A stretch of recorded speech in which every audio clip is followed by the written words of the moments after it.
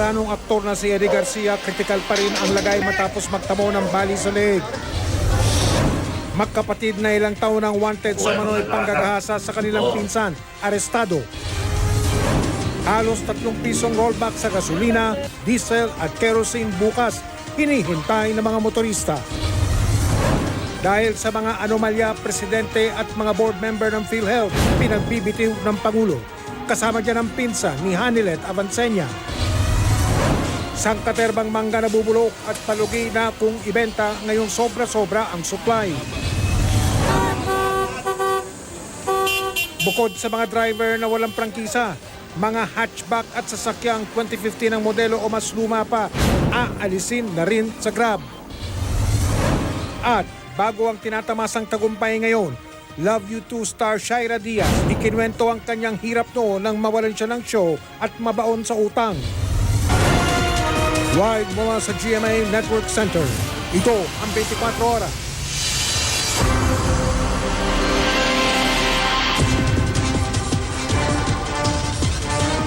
Magandang gabi Luzon, magandang gabi Visayas, magandang gabi Mindanao.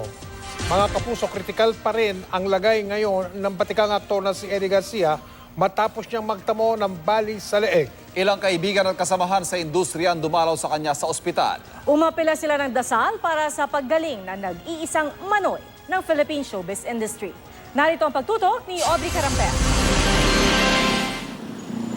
Naka-confine pa rin ngayon sa Makati Medical Center ang veteran actor na si Eddie Garcia. Kagabi, bumisita sa ospital ang ilang mga kaibigan at kasamahan sa industriya ni Garcia na sina Philip Salvador at Robin Padilla. Dumalaw rin si Senator-elect Bongo na matalik na kaibigan raw ang stepson ng aktor. Nakausap raw nila ang pamilya nito at pinayagan silang makapasok sa ICU kung nasaan si Garcia. Ayon kay Go, isa raw si Garcia sa sumuporta sa kanya noong nakaraang eleksyon. Hindi nagbigay ng karagdagang detalye si Go tungkol sa kondisyon ni Garcia na humiling ng dasal para sa kanyang agarang paggaling. Pagdasal na lang po natin si Tito Eddie at sana po ay humaba pa ang kanyang buhay. Sa ngayon po, inaalagaan po siya dun sa ICU. I'm not authorized to speak in behalf of the family po. Umapela rin ang dasal sina Binoy at Ipe para sa pagaling ng nag-iisang manoy ng Philippine showbiz.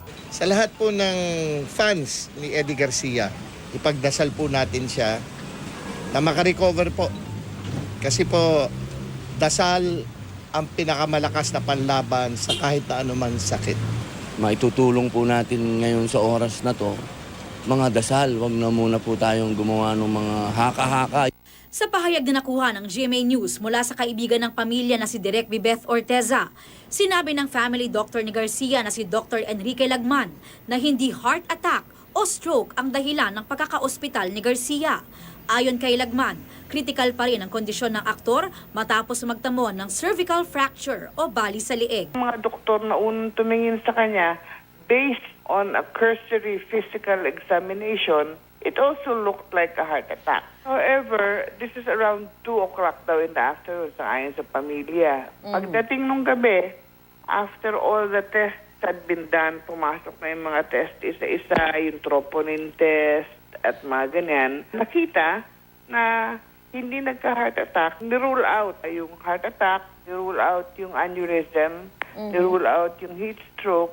Apparently, the medical condition is caused by cervical fracture sa upper part ng vertebra, sa part ng spine na C1 at C2. Naroon ang fracture. Sa isang pahayag kahapon, sinabi ng GMA Network na sinusuri na nito ang video kung saan makikita ang pagbagsak ni Garcia. Nire-review na rin ang iba pang video ng naturang insidente, pati na ang mga kuha ng cameras ng GMA. Yan ay para malaman kung ano ang tunay na nangyari. Patuloy ding nananalangin ng GMA Network para sa mabilis na paggaling ni Garcia. Aubrey Carampel, Nakatutok, 24 Oras. Nagpahayag ng kalungkutan si GMA Network Senior Vice President for Entertainment Group Lilibet Razonable sa nangyari kay Eddie Garcia. Yun ay habang nagtitaping siya sa isang programa niya, nangako si Rizon Razonable na aalamin ng GMA ang punot dulo ng pangyayari.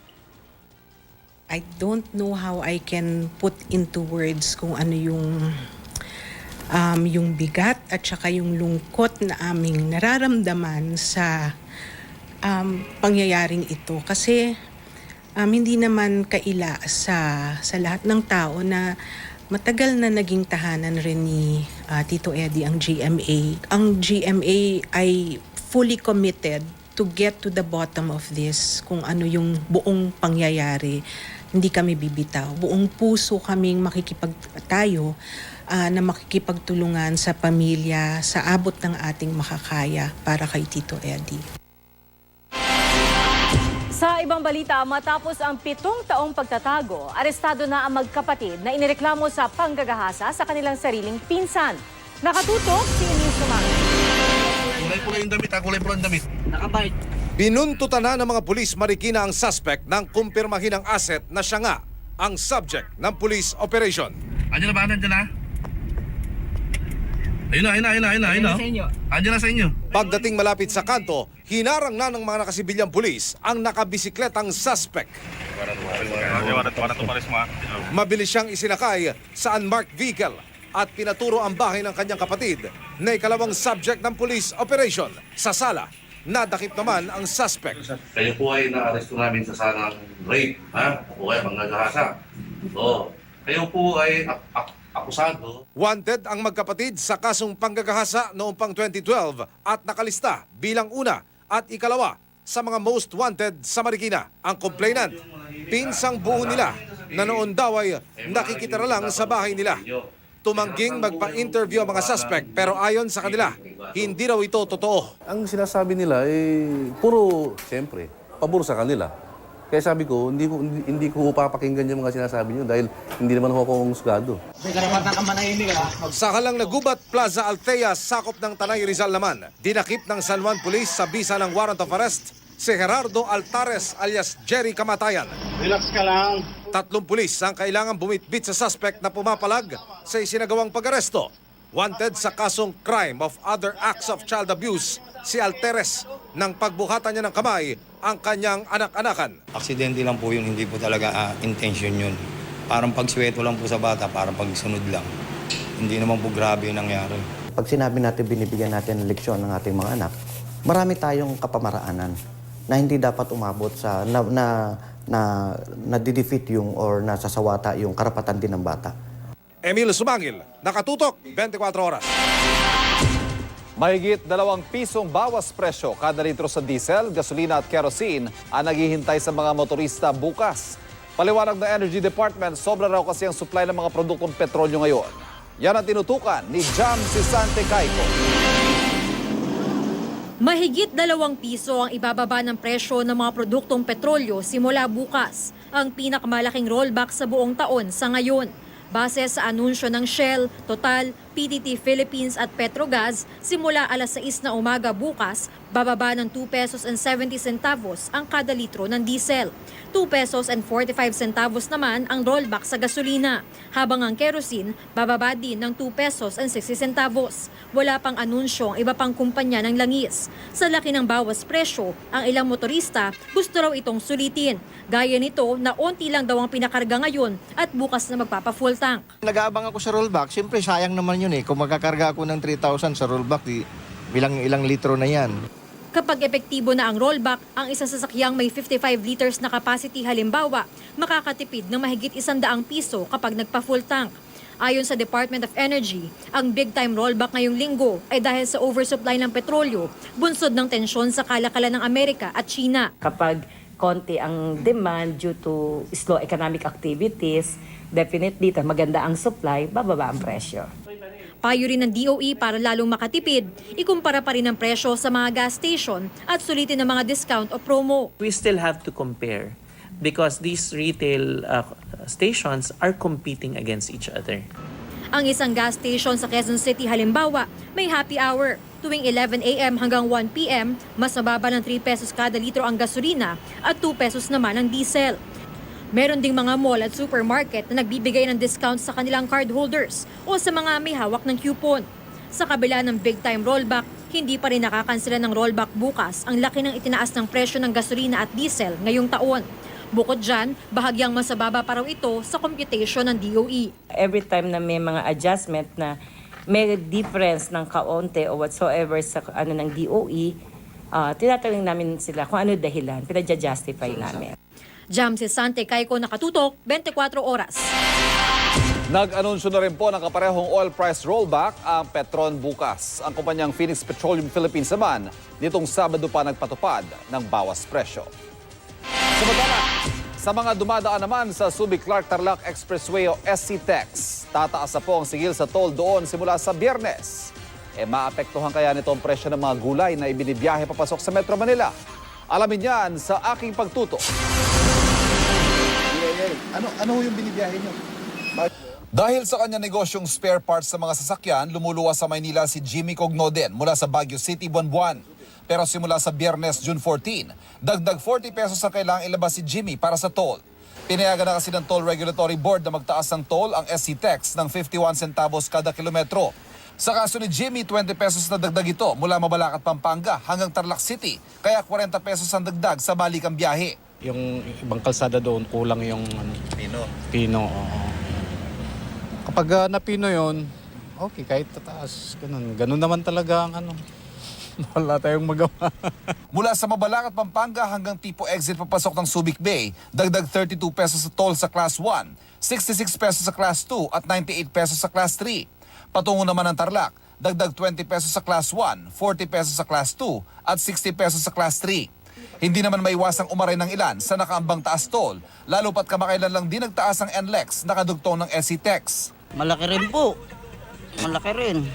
Dahil dito pa lang sa may bayad na eh. Sa NLEX? Oo.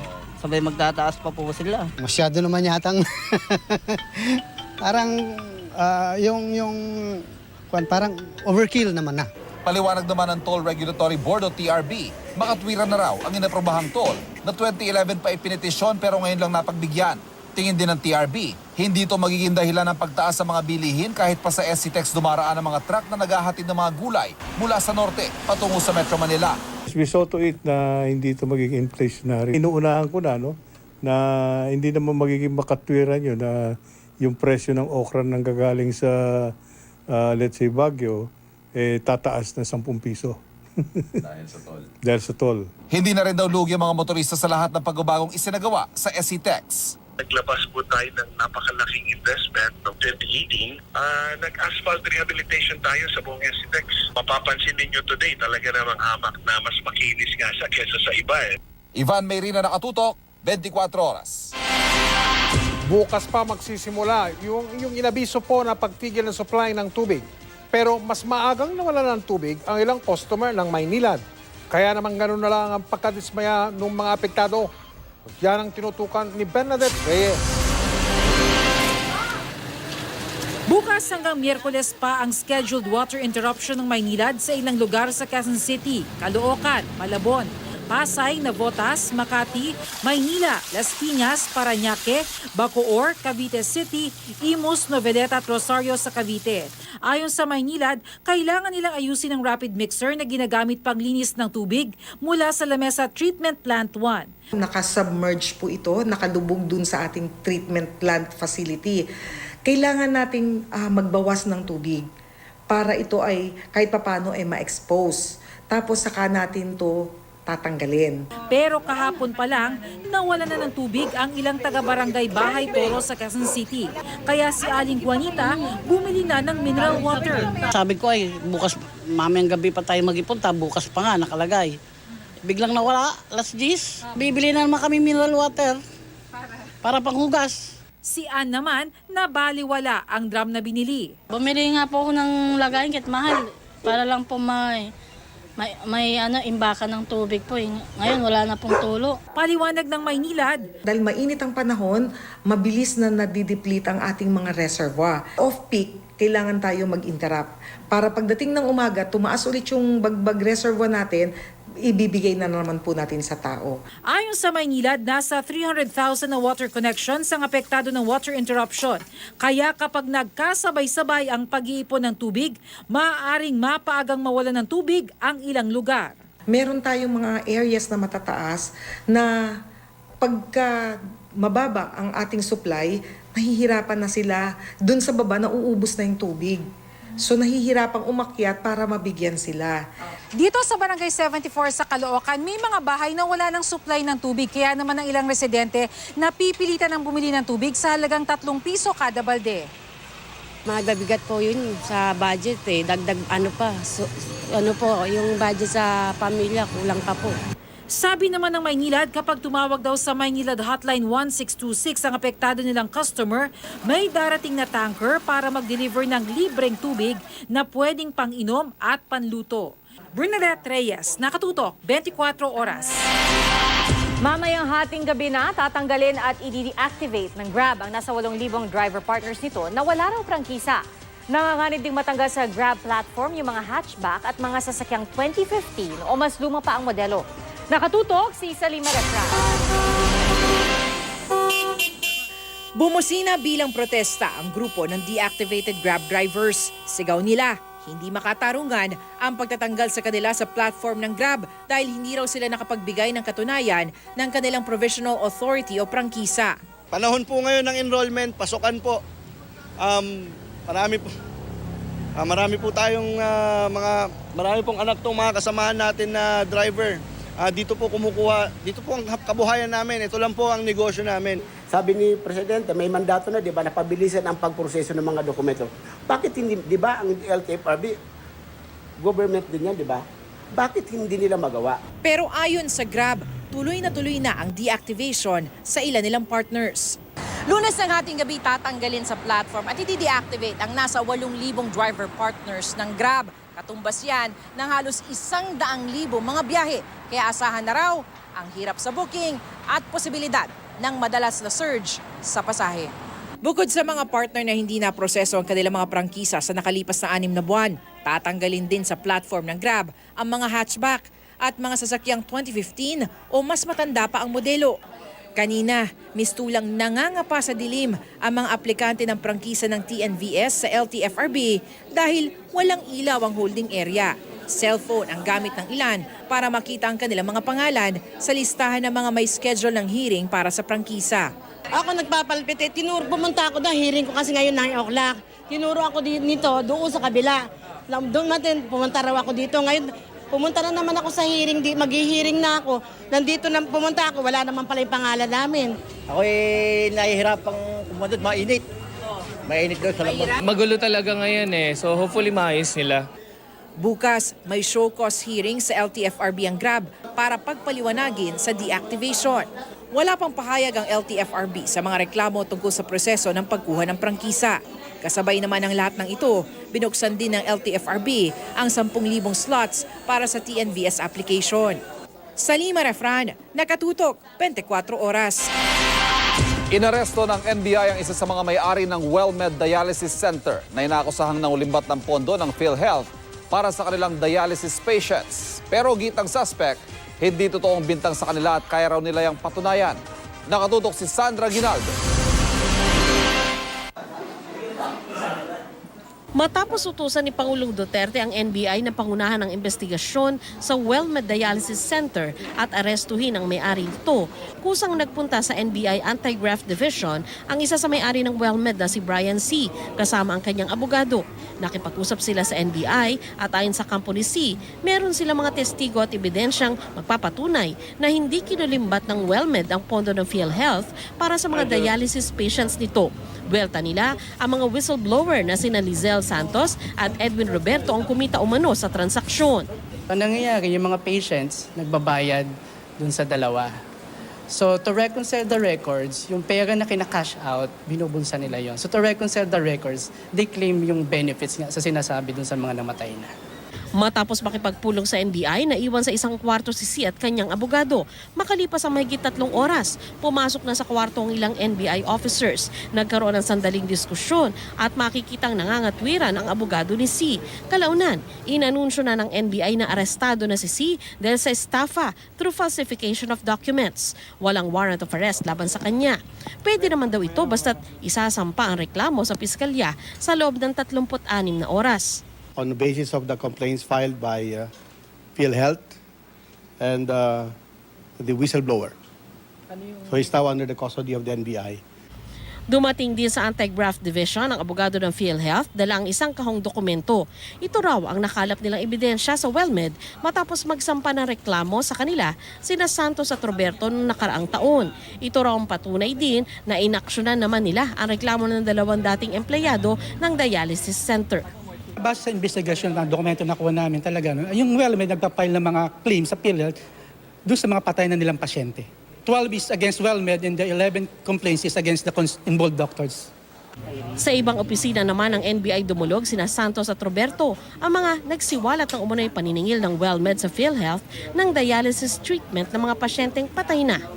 Hiniling nila kay NBI Deputy Director for Investigation Vicente de Guzman III na bigyan sila ng proteksyon dahil sa pangamba sa kanilang kaligtasan. Pag-aaralan daw ito ng NBI. Natatakot po kami para sa buhay namin, sir. Hindi po kami mayayamang tao. Ordinaryong tao lamang po kami. Sila po mayaman. Sinagot din ng abogado ng dalawa ang akusasyon ng WellMed na ang dalawang dating empleyado ang nagbulsa ng pondo ng PhilHealth na nakalaan sa dialysis. Ang bayan po sa PhilHealth diretso po sa WellMed. So hindi po dumaan yan sa kamay ng aking mga kliyente. Sandra Aguinaldo, Nakatutok, 24 Oras. Makabayan, ang tema ng kauna-unahang Pinoy 2D computer fighting game na ang pangalan po ay Bayani. Bukod sa mga kilalang personalidad, tampok din sa larong yan ang mga makasaysayang lugar sa ating bansa. Tinutukan niya ni Leia Lee. Mga personalidad sa kasaysayan ng Pilipinas ang pinagkunan ng inspirasyon para sa mga karakter ng kauna-unahang Pinoy 2D computer fighting game, ang Bayani. Si Joe nahalaw kay Jose Rizal, si Dre kay Andres Bonifacio naman, Oria kay Gregoria de Jesus na asawa ni Bonifacio, Tonyo kay General Antonio Luna, Rio kay Apolinario Mabini, Leon kay Emilio Aguinaldo, Lolang Chora kay Tandang Sora, at Fernando nahalaw naman kay Ferdinand Magellan. Para hindi mapag-iwanan, kumbaga hindi nila malimutan yung history natin, is to ibigay sa kanila yung information through another medium. And this game is one of those mediums. May kanya-kanya silang espesyal na kapangyarihan. Si Joe, na gaya ni Rizal, ay isang fencer at mga libro ang special power. Lakas ng katawan naman ang kapangyarihan ni Tonyo. Kamay na bakal ang kay Leon, nagtatransform ito sa baril o espada. Mahika naman ang panglaban ni Lolang Chora. Ang mga lokasyon ng fighting scenes, inspired din ng mga makasaysayang lugar sa Pilipinas, gaya ng Luneta, Vigan at Aguinaldo Shrine. Pati musika, original Filipino composition. May capability na tayo mag-develop. So, since kaya natin gumawa, siguro time na para i-appreciate na rin natin yung sarili nating produkto, sarili nating game. Isa ang Bayani sa mga napiling mag-present sa Indiecade International Festival of Independent Games sa Santa Monica, California noong Oktubre. Nobyembre naman nang mag-second place ito sa kategoryang PC Indie Pitch sa G-Star sa Busan, South Korea, na isang annual trade show para sa computer and video games industry. May demo version na ang Bayani na madadownload sa www.bayaniph.com. Lay Alves, Nakatutok, 24 Oras. Chika Minute na po mga kapuso, at ang maghahatid sa atin ng mainit na mga showbiz balita ay ang kapuso actress at ka-good news. Walang iba kundi si Bea Binena. Binene, Mariosep. Hoy Bea. Thank you so much, Sir Mike! Excited na si Heart Evangelista sa kanyang role bilang horado sa Kapuso Artista Search na Starstruck. Bago yan, usap-usapan online si Heart dahil sa kanyang bagong hair paandar. Makichika kay Kata Tibayan. Sawa ka na ba sa araw-araw na ponytail? Straight o di kaya ay big curls na hairstyle? Bakit hindi subukan ang bagong buhok paandar ni Heart Evangelista? Kadalasan looking elegant si Heart sa kanyang sleek straight hair. Pero this time around, low pony braided ang kanyang buhok na nilagyan pa ng iba't ibang accessories. Ang style na ito ni Heart, approve at pinusuan ng netizens. May nagsabi nga na pwedeng Aladdin, so why not? I'll give it to Jasmine. Don't be shy to experiment. If you make a mistake, it's okay. It'll still be different from the other days. And every day is, there's so many there's so much time for you to just experiment. So yun siguro, just be fun and be spontaneous. Excited na si Hart para sa role niya bilang hurado sa Kapuso Artista Search na Starstruck. Nafe-feel ko yung pressure kasi nahihirapan ako mag-eliminate. And also parang at such a short time, you know, you really have to discover who they are. So yun siguro yung challenge for me. Pero ano nga ba ang tatak Starstruck na hinahanap ni Hart? Somebody who's very unapologetic for who they are, and yung pagdating nila at pagpasok pa lang nila sa kwarto, alam mong siya yun. You cannot pretend to be somebody else. You can be inspired, but you should just be yourself and improve that. Bukod sa showbiz, magiging busy rin ngayon si Hart sa ipinapatayong animal welfare facility sa Sorsogon. Teenager pa lang daw si Hart. Personal advocacy na niya ang mapangalaga ng kapakanan ng mga hayop, lalo na ang mga inabandonang aso.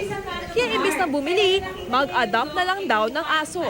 Gaya ng kanyang ginawa sa kanyang fashionistang alaga na Aspin na si Panda. Well, I just want siguro to prove na hindi porket nasa kalye yung aso or hindi porket walang lahi na parang wala na siyang lugar sa mundo.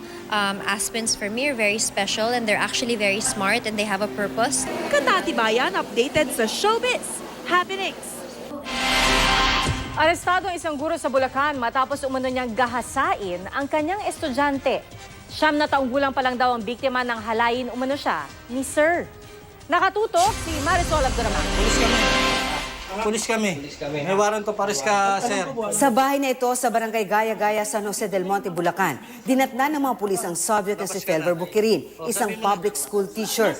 Nung una'y ayaw pang paaresto ni Sir, pero wala rin siyang nagawa sa mga pulis. Sa Novaliches po ang kanyang school, yet dito siya po nakatira sa San Jose del Monte. Nung na-file ng kaso, since wala pang warrant, nagtuloy-tuloy pa siya sa kanyang trabaho. Inaresto si Bukirin sa bisa ng warrant of arrest dahil sa kasong panggagahasa sa menor de edad niyang estudyante.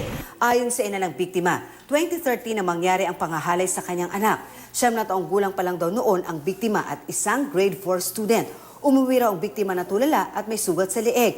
Tumanggi raw ito magsalita sa nangyari sa kanya noon. Masama po yung sitwasyon ng anak ko, tapos may sugat po siya dito. Dahil daw sa kakaibang kinikilos ni Lori, minambuti ng kanyang ina na iuwi na muna ito sa probinsya at doon mag-aral. Pero hindi raw nagbago ang kinilos ng bata, kaya ibinalik dito sa Maynila. Hanggang sa magkwento raw ang nakababatang kapatid dito tungkol sa suspect na naging guro rin daw niya. Sabi niya, alam mo ate, natatakot ako sa kanya kasi kahit nakikita ko siya ate, tumatakbo ako. Minsan hindi ko na mamalayan na sa likod ko na. Yun doon siya ma'am nagsabi. Sabi niya, hayop talaga siya. Hindi niya na nga, sa ginawa niya sa akin, gusto niya pa ba mama maulit pa ba yun sa kapatid? Parang hindi na yata ako papayag. Doon na raw nagsabi si Lori ng masamang karanasan sa suspect, kaya agad silang nagsumbong sa pulis. Sinamahan daw sila sa Camp Crame, kung saan siya isinailalim sa pagsusuri. Doon na kumpirmang ginahasa ang biktima. Sa loob ng 2 years po, ma'am. Alam mo yun, ma'am. Ang sakit, ma'am. Pag nakikita ko yan, para ako dinudurog ang pagkatao ko. Kasi iningatan ko po ang anak ko, tapos ganyan ang mangyayari. Nagtiwala kami sa kanila hanggang sila magtuturo na maging maayos ang anak namin sa loob ng eskwela. Sabi ng ina ng biktima, pinuntahan sila ng misis ng suspect kasama ang anak at ilang kaibigan at pilit daw na inaareglo ang kaso. Pero di sila pumayag. Tumagi ang suspect sa paratang. Yung binibintang sa akin parang fabricated. Bineso ko lang siya, parang natuwa lang ako. Fatherly case ganun. Pero aminado siyang nagtago siya nang malamang may warrant of arrest laban sa kanya. Tago muna po, wala akong pang bail. Natakot po ako. Most wanted person pala ito ng Quezon City. Panglima po siya dun sa top 10 ng kanilang most wanted. Hawak ng San Jose del Monte Police ang suspect na naharap sa reklamong rape. Marisol Abduraman, nakatuto 24 oras. Susunod, ang paninikwak sa cellphone ng isang babae kahit maraming tao at maliwanag. Sangdamakmak na basura sa isang palengke sa Bulacan. Bakit kaya hindi mahakot-hakot? Mga opisina ng isang nagpakilalang religious group pero sangkot umano sa pyramiding scam, sinalakay. At bago ang tinatamasang tagumpay ngayon ng star ng Love You Too na si Shaira Diaz, ikinwento niya ang mga paghihirap niya nung siya'y mawala ng show. Tuloy-tuloy lang ang pagbabalita, tuloy-tuloy lang ang pagtutok ninyo dito sa 24 Oras. Magbitiw o hayaang masiba? Yan daw ang kondisyon ni Pangulong Duterte sa presidente at mga board member ng PhilHealth sa gitna ng isyu sa umano'y nawaldas na pondo ng ahensya. At kasama sa pinagbibitiw ang pinsan ni Hanilet Avancenia na partner ng Pangulo. Nakatutok si Joseph Moro. Pinagbibitiw na ni Pangulong Rodrigo Duterte ang presidente at mga board member ng PhilHealth. Sabi ni Senator-elect Bongo, nakita niyang dismayado ang Pangulo sa mga nakalusot na mga umano'y maanomalyang claims sa PhilHealth. Kaya kahapon, pinakausapan daw ng Pangulo si Go na sabihan sina PhilHealth President Dr. Roy Ferrer at mga miyembro ng board na maghain na ng kanilang mga courtesy resignation. Kasama sa pinagbibitiw na board ang pinsan ng common law wife ng Pangulo na si Hanilet Avancenia na si Dr. Roberto Salvador Jr. Kung hindi raw maghahain ng courtesy resignation ng mga opisyal? Dalawa lang naman po yun resignation or termination. Siguro dahil it's part of command responsibility na hinayaan nilang nakalusot sa mga kamay nila. Sabi pa ni Go, naghahanap ang Pangulo ng istriktong bagong mamumuno sa PhilHealth. Gusto rin daw ng Pangulo na maglagay ng isang retiradong babaeng doktor na militar na board member. Pero hindi lamang ang mga matataas na opisyal ng PhilHealth ang pinagbibitiw, kundi pati mga regional vice presidents tanggal. Kung pwede ay magkaroon ng top to bottom revamp ng mga opisyalis ng PhilHealth. Ngayong hapon ay kinausap ng Pangulo ang mga opisyal ng PhilHealth. Hindi naman sang-ayon ng Malacanang sa mga suhestyon na ipatigil muna ang operasyon ng PhilHealth. Marami raw ang maapektuhan nito. Sabi kasi ni Atty. Harry Roque, abogado ng mga nagsiwalat ng mga ghost dialysis ng kumpanyang WellMed Dialysis Center, mas maganda raw na isuspend muna ang PhilHealth habang nagkakagulo pa sa issue ng pondo nito. Hindi maganda idea kasi common sense will tell you that if you stop an operation of a public service outfit, then you affect the entire service. Magkakaroon din ng Pangulo ng Cabinet meeting matapos niyang kausapin ang mga opisyal ng PhilHealth. Joseph Morong, Nakatutok, 24 Oras. I am ready! GMA Weather, serbisyong totoo ng GMA News. Mga kapuso, maayos ang panahon sa malaking bahagi ng bansa bukas sa umaga pero dapat I am ready na sa thunderstorm yung mga pagkulog-pagkidlat pagdating ng hapon hanggang sa gabihan. Ito ay dahil sa Intertropical Convergence Zone o ITCZ na umiiral ngayon dyan sa may Southern Luzon, Visayas at sa buong Mindanao. At sa datos ng Metro Weather, magiging maulap at mataas ang tsansang umulan dito sa Metro Manila bukas siya ng hapon hanggang sa gabi. Pero mga kapuso, bago umulan, makakaranas tayo ng maalinsangang panahon dahil aabot ng 39 degrees Celsius yung ating init factor bandang tanghalian. At sa Luzon, walang ulan sa umaga pero asahan ang ulan sa buong Luzon, maliban dyan sa may Bicol Region, pagdating ng hapon at gabi mga kapuso. At yung ulan, makikita yung mga kulay orange na yan, yan yung mga malalakas na thunderstorm, lalong-lalo na sa hapon. At sa Visayas, may ulan ka dyan sa probinsya ng Aklan at Antique, sa hapon yan. At pagdating ng gabi, tsaka magiging mas maulan sa buong Visayas na kung minsan malalakas lalong-lalo na dito sa may western section. At sa Mindanao, hapon hanggang gabi rin ang ulan mga kapuso. Diyan sa may Zamboanga Peninsula, Northern Mindanao at Caraga. Pero yung ibang lugar, pagdating ng gabi, halos walang tsansa ng ulan. At mga kapuso, nagsimula namang umiral yung southwest wind flow. Yan ay galing dito sa Timog Kanluran at yan ay ramdam na dito sa may West Philippine Sea. Ito yung hangin mga kapuso na mainit at may daladalang ulan. At sa wind map nga ng Metro Weather, makikitang tuloy-tuloy na yung pag-iral nito hanggang sa mga susunod na araw. At yan yung senyales sa mga kapuso na posible nang magsimula yung ating tagulan. At yan ang latest mula sa GMA Weather. Ako po si Nathaniel Cruz, magplano para sigurado. I am ready. Serbisyong totoo ng GMA News. Kinoronahang 2019 Miss Universe Philippines ang Cebuana beauty na si Gazini Ganados. Kilala din ng iba pang newly crowned beauty queens sa pagtutok ni Athena Imperial. Emosyonal ang 23-year-old na pambato ng Talisay City, Cebu na si Gazini Cristiana Ganados nang itanghal siyang 2019 Miss Universe Philippines kagabi. Bukod sa titulo, ang Filipina-Palestinian beauty rin ang napiling Face of Binibini at Best in Long Gown. Nasungkit naman ng bar passer na si Bea Patricia Magtanong ng Bataan ang Binibining Pilipinas International title. Binibining Pilipinas Supranational naman ang pambato ng Maguindanao na si Risham Ramirez Said. Habang ang Cebu City stunner na si Samantha Ashley Law ang nag-uwi ng Binibining Pilipinas Grand International Crown. Nasungkit naman ng Kapampangan beauty na si Emma Mary Tiglao ang Binibining Pilipinas Intercontinental title. Binibining Pilipinas Globe naman ang pambato ng Laguna na si Leren May Bautista. First runner-up si Maria Andrea Abesamis ng Pasig City at 2 years in a row naman na second runner-up si Samantha May Bernardo ng Palawan. Matapos ang mahigit 2 buwang kompetisyon, babawi muna sa kani-kanilang mga pamilya ang bagong beauty queens. I am going to have a meal with my family and I haven't talked to them. I mean, we live in the same house but I haven't had time to catch up with them. So I'm so excited to celebrate with them. My family just recently flew in and I'm so excited to see them.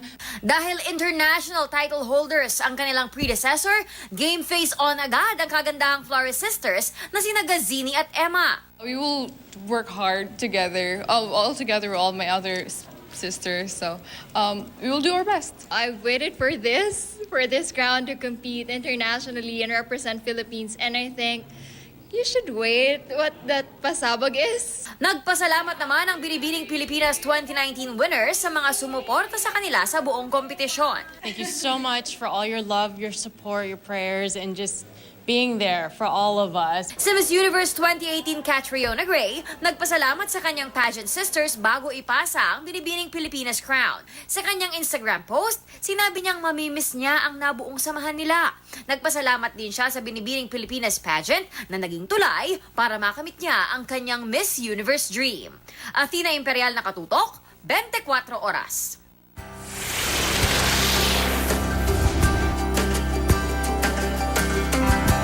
Isang problema ang matagal nang iniinda ng mga taga-Barangay Mapula sa Paquibato, Davao City.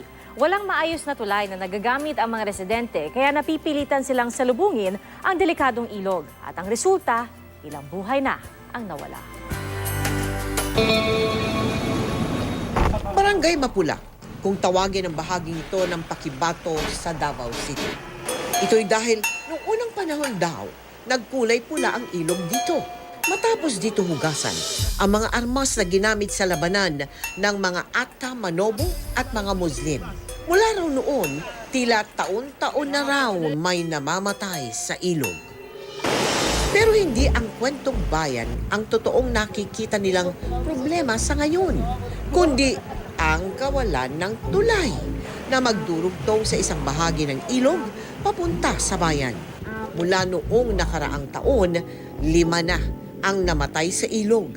Mahigit 20 na ang nasusugatan. Kaya raw kasi may namamatay ay dahil pinipilit tumawid sa ilog na kapag umulan ay lalong mas malakas ang agos. Ang ilan naman nagtitiis na tumawid sa makeshift na tulay na ito na kung pagmamasdan talaga namang lubhang delikado. Ang pamilya Makla, isa sa mga maswerteng nakaligtas sa aksidente.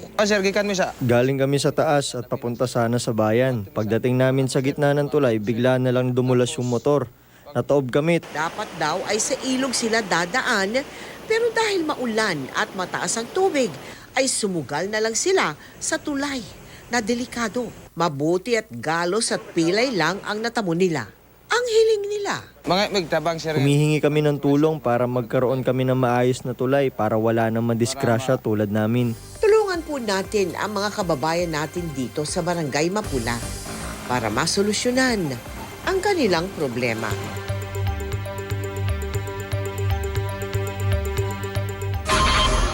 Abangan! Mga opisina ng mga sangkot sa pyramiding scam kabilang isang nagpakilalang religious group, Sinalakay. Nangangamoy na problema sa Bulacan. Mga basurang ilang linggo nang hindi nahakot. At mga pagkaing hindi naman daw expired, na-discovering ibinaon sa Manila Boys Town. Tutukan lahat ng yan dito lang sa 24 oras.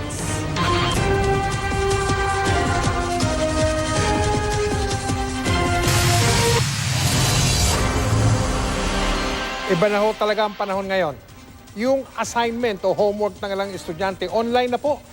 Yung ibang assignment, yung grado sa ibang assignment, ay binabase sa dami na makukuhang likes sa social media. Pero gusto yang ipagbawal ng Department of Information and Communications Technology. Like naman kaya yan ng mga guro at estudyante. Ito ang pagtutok ni Cedric Castillo.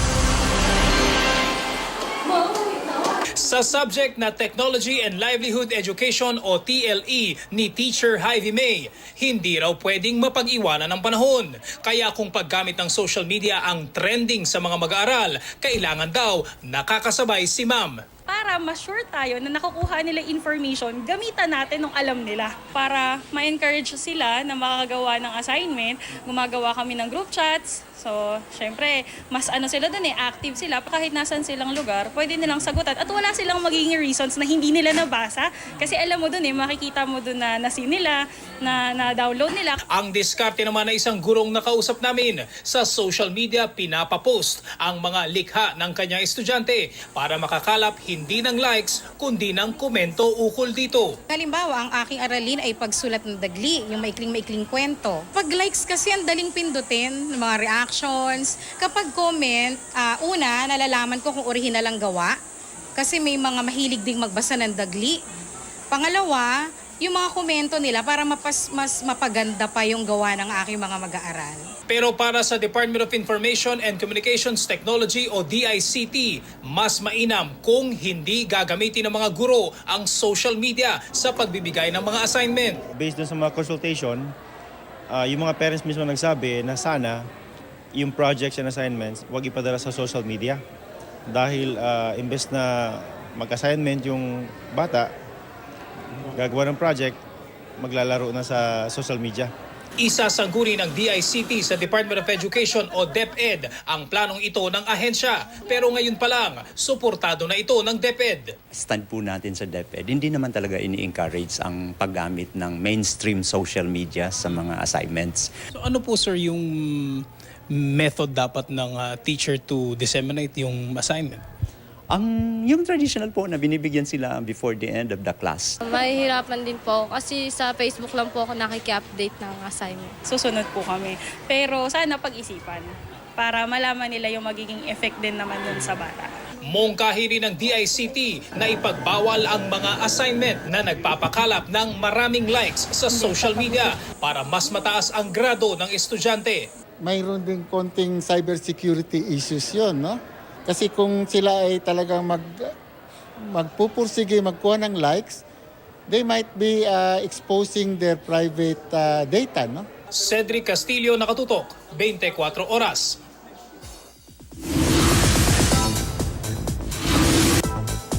Angat ang ganda ng Pinay sa isang exhibit ng mga manika. May mga nag-ala Pinay beauty queen pa sa suot nilang gown. Makichika kay Nelson Canlas.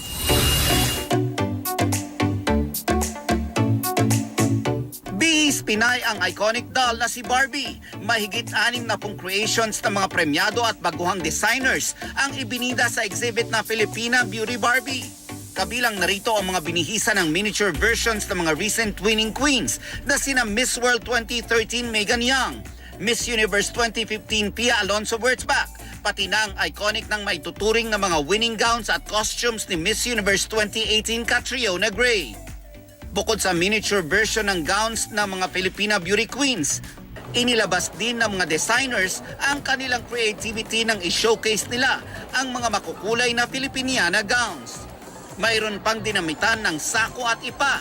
Mayroong nagbihis metal gown at sasali raw sa Santa Cruzan. May ginayakan din ng modern terno.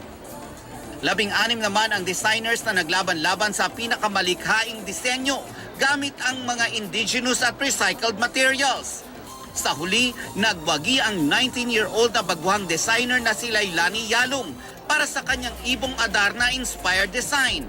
4 na araw raw niyang binuo ang obra na gamit ang makakulay na feathers, takupis ng mais at kapish shells. I thought of a bird na nag-land kay Barbie. So, si Barbie yung nest ni Ibong Adarna. So, it's plain. So, parang ginawa ni Ibong Adarna is niyakap niya yung Filipino para maging colorful yung life. Tatagal ang exhibit hanggang June 13 para sa pagdiriwang ng Araw ng Kalayaan. Nelson Canlas, updated sa Showbiz Happenings. Isa sa mga paboritong merienda ng mga Pinoy ang ice cream. Pero nakatikim na ba kayo ng ice cream na Yossi Kape ang flavor? Sa kaya meron yan? Alamin sa pagtutok ni Sandra Aguinaldo. Champurado tuyo, bilo-bilo, kokomansi, pati ba naman Kape Yossi? Aakalain niyo bang flavor pala ang mga yan ng ice cream? Matitikman ang mga ito sa isang kainan sa San Juan, La Union. Yung sa flavors namin, hina-highlight namin yung Filipino delicacy and candies like ginataan, flat tops, chocolate. Patok daw ang mga unique Filipino-inspired flavors na yan, hindi lang sa mga lokal na turista, kundi pati sa mga dayuhang turista. Ayon sa may-ari, iniingatan nila ang paggawa ng kanilang ice cream, lalo na pagdating sa tamis. Ang Champurado Tuyo flavor, ang lakas daw maka-throwback. Parang luto ng lola ko. Lasang-lasa talaga. As in, fresh na fresh. And then yung chocolate niya, lasang-lasa mo yung chocolatey na champurado. Tapos may mga tidbits pa ng rice. So, sulit na sulit yung binayad ko.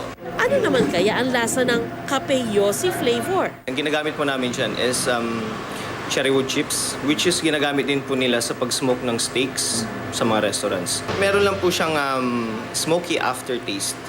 Coffee, then smoky aftertaste. May panlaban din dyan ang isang resort sa isla ng Siargao sa Surigao del Norte. Bestseller din nila ang Kape at Yossi flavor. Refreshing din ang iba pang flavor gaya ng kokomansi at ube ginataan. Healthy rin daw ang mga ito dahil organic ingredients ang ginagamit sa paggawa ng ice cream. Delicious. This one's really good. It's natural ingredients. Sandra Aguinaldo, Nakatutok, 24 Oras. Huwag palampasin! Opisina ng isang nagpakilalang religious group sinalakay dahil sangkot umano ito sa scam. At Love You 2 star Shaira Diaz, ikinwento ang hirap niya bilang breadwinner ng kanyang pamilya. Walang pati na pagtutok dito lamang sa pinagkakatiwalaan. 24 Oras. Pasintabi po sa mga kumakain dyan. Problema ngayon sa isang palengke sa Bulacan ang sangkaterbang basura na hindi pa raw nahahakot.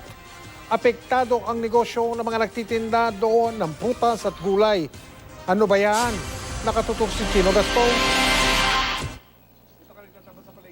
Kasabay ng pagdami ng basura sa Bulacan Public Market, ang pulu-pulutong at naglalakihang langaw na namumugad dito.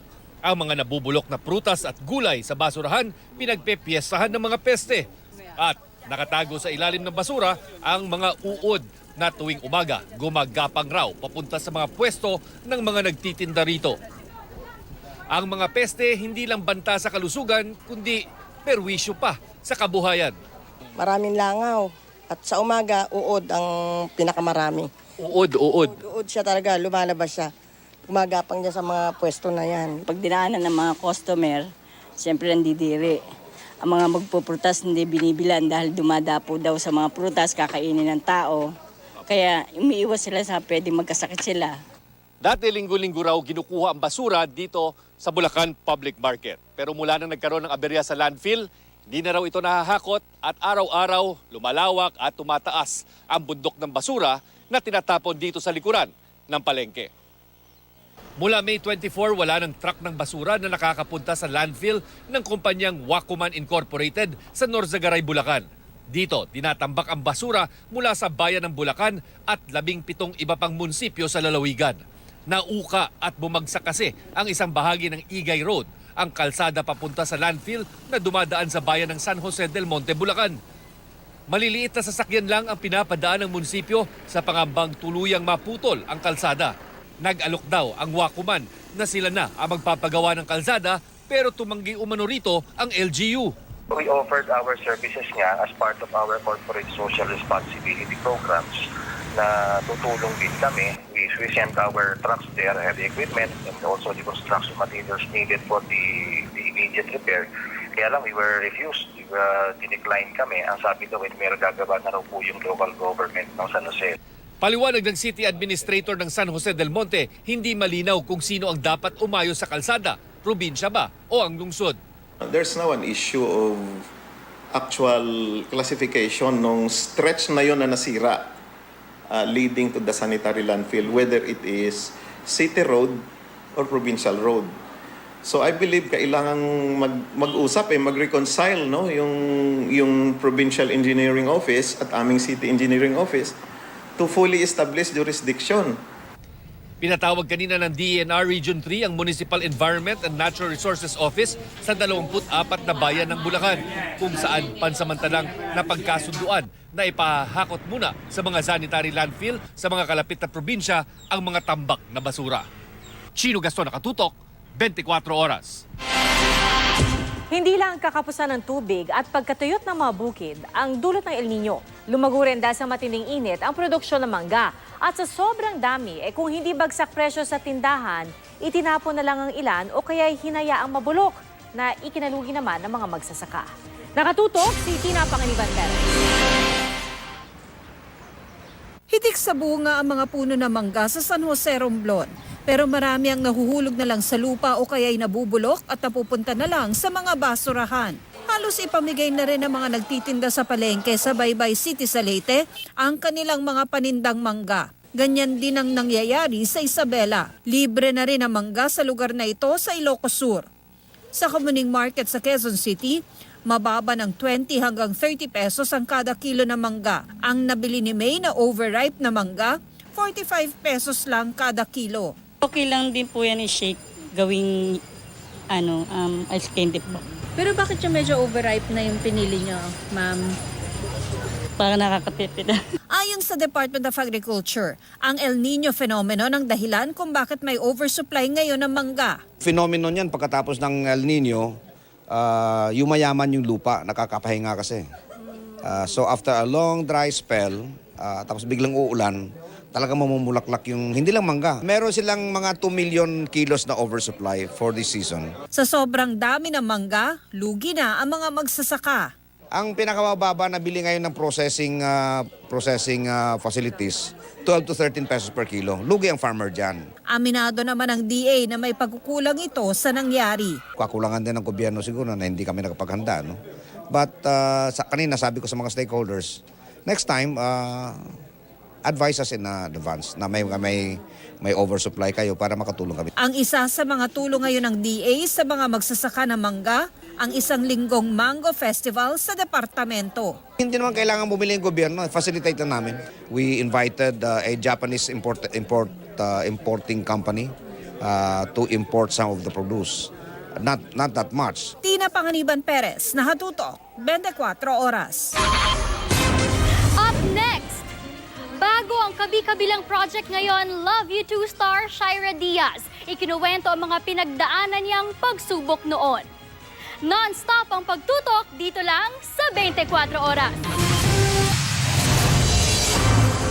Mga kapuso, iniimbestigahan na po ng GMA Network ang kawalan ng ikangay medical team sa taping kung saan na-aksidente ang batikang aktor na si Eddie Garcia. Ang sabi po ng GMA Network, merong dapat na mga medical personnel at ambulansya na naka-standby sa tuwing may taping, lalo na nung malalaking mga ikangay action scenes. Lubhang ikinalulungkot ng GMA Network ang nangyari kay Eddie. Tinitiyak din ng pangasiwaan ng GMA ng isang malalimang investigasyon sa nangyari.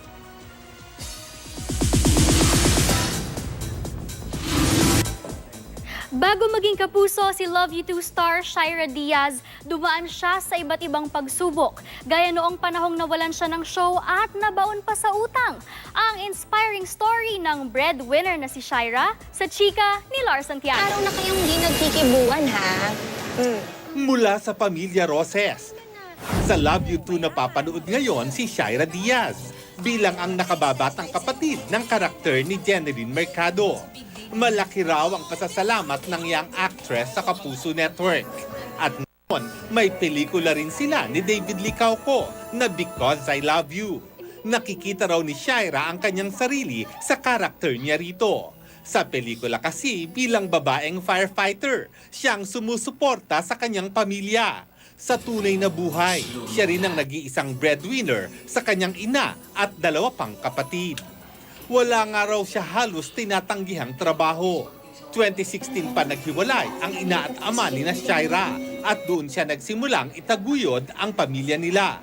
Yun din ang panahon na wala siyang show kaya nagkandabaon-baon siya sa utang. Nagkakaganon, may shortage sa mga kailangan sa bahay, gas, ganyan. So ang ginagawa ko, nangihiram na lang ako sa tito ko. Maraming pagkakataong iniiyakan na lang daw niya ang nangyayari sa buhay nila pero sinasarili niya ito. Ngayong maayos na siyang kumikita, sobrang masinop si Shaira sa pera. Itinutuloy din niya ang kanyang pag-aaral sa kolehiyo. Kahit na sobrang busy ako, sinisingit ko yung pag-aaral ko para in case na, alam mo na, hindi naman forever ang showbiz, diba? So may fallback ako. Lars Santiago, updated sa showbiz happening. And that's our Monday Night Chikahan. Sa ngalan po ni Iya Villania, ako po si Bea Binene. Sir Mike, Miss Pia, Sir Ivan? Ay, Thanks, salamat, Bea. At yan po ang mga balita ngayon Lunes. Ako po si Mike Enriquez. Ako po si Pia Cajel. Ako po si Ivan Mayrina. Ito ang GMA. Walang kinikilingan, walang pinoprotektahan. Walang kasinungalingan, serbisyong totoo lamang. At dahil di natutulog ang balita, Nakatutok kami 24 oras.